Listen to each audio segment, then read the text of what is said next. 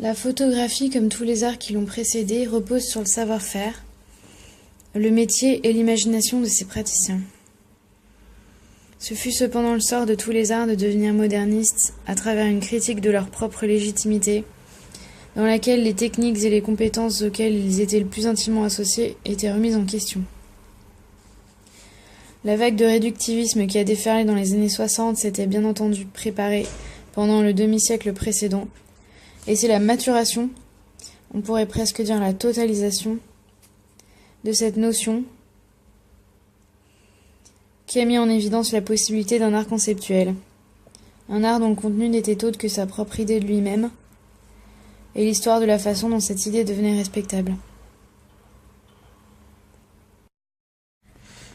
Les peintres et les sculpteurs ont progressé sur cette question en examinant et en rejetant, ne serait-ce que de manière expérimentale, leurs propres compétences, les capacités spéciales qui les avaient historiquement distingués des autres, les non-artistes, des gens sans savoir-faire ou sans talent. Cet acte de renoncement avait des implications morales et utopiques. Pour le peintre, le rejet radical de toute complicité avec les traditions occidentales était un nouveau signe distinctif puissant dans une nouvelle ère de ce que Nietzsche a appelé la transmutation des valeurs. De plus, la signification de ce rejet devint presque immédiatement évidente, y compris pour ceux qui n'étaient pas très avertis en art, mais évidente de façon négative. Quoi ? Vous ne voulez pas que les choses aient l'air tridimensionnelles, ridicules. On constate aisément que quelque chose d'habituellement considéré comme essentiel à l'art lui a été retiré. Peu importe à quoi ressemblera la chose que l'artiste a ainsi créée, c'est d'abord et avant tout ce qui résulte de l'absence des éléments qui ont toujours eu leur place jusque-là. La réception, sinon la production de l'art moderniste a été systématiquement façonnée par ce phénomène, et l'idée même de modernisme en tant que telle est inséparable.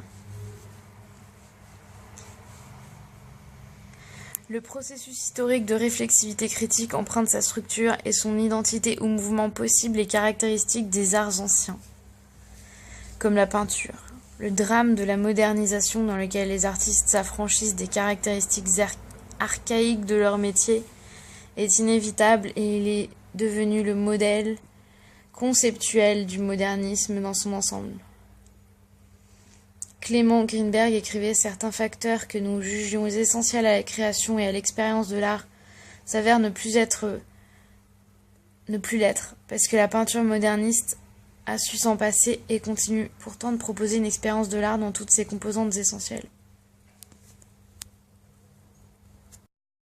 L'art abstrait et expérimental commence sa révolution et poursuit son évolution par le rejet de la description, de sa propre histoire de mise en image et de figuration, et enfin par la déconsécration de l'institution qui a pris le nom de représentation. La peinture trouve un nouveau télos, une nouvelle identité et une nouvelle gloire en étant le site sur lequel cette transformation s'effectue. C'est un lieu commun de noter que c'est l'apparition de la photographie qui, en tant que représentante de la révolution industrielle dans le domaine de l'image, a déclenché le processus historique du modernisme. Pourtant, la propre évolution historique de la photographie dans le discours moderniste a été déterminée par le fait que, contrairement aux arts anciens, elle ne peut pas se passer de la description, et donc, apparemment, ne peut participer à l'aventure dont on pourrait dire qu'elle l'avait d'abord inspirée.